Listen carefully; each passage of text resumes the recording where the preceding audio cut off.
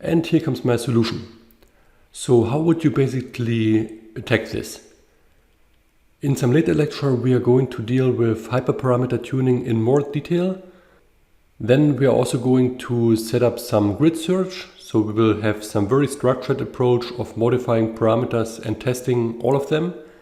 Here and now I just want you to modify the parameters manually just to see what the output is. So what I just do is I start with some very large learning rate, and then I can run everything including the losses plot. So I run everything above.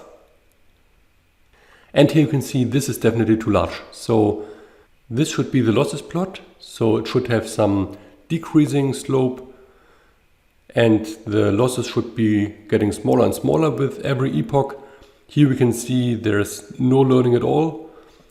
And at some point the losses are even exploding. So that is not working at all. Now I usually just go in orders of magnitude through it. So we just take a value 10 times smaller than this one, and then we run everything again. This looks much better.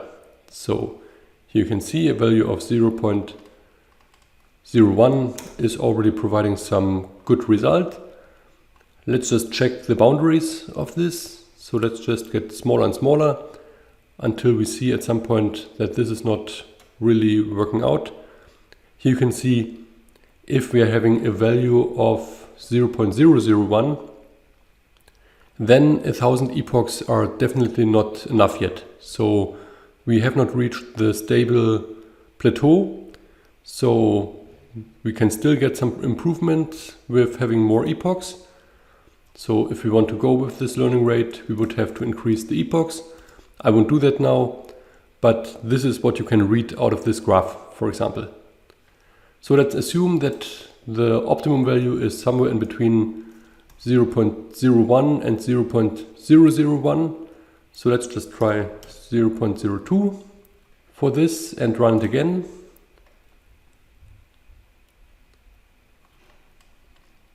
And this looks quite good. So here we have the stable result at the end.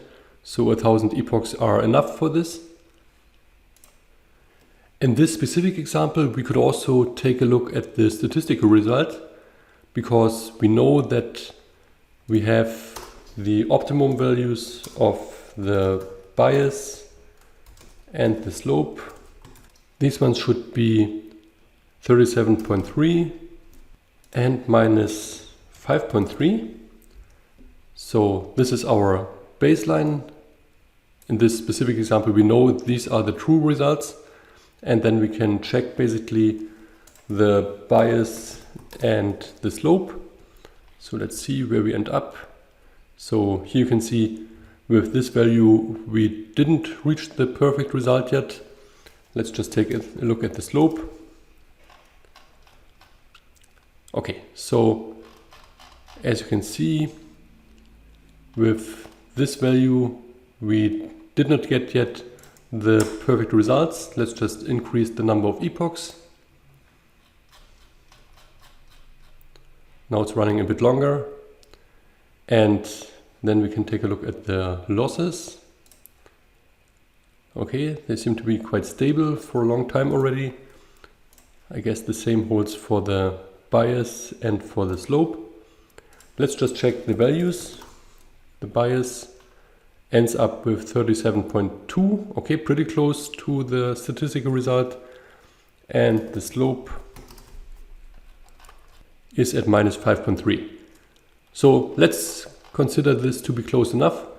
You could also modify a bit more with the number of epochs just to see what are the limits. Is there maybe a minimum number of epochs that you would need depending on the learning rate? So yes, that is basically what I wanted you to explore, how these two different parameters are interacting with each other.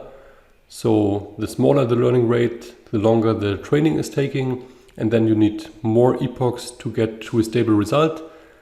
And yeah, with this we have reached the end of this lecture.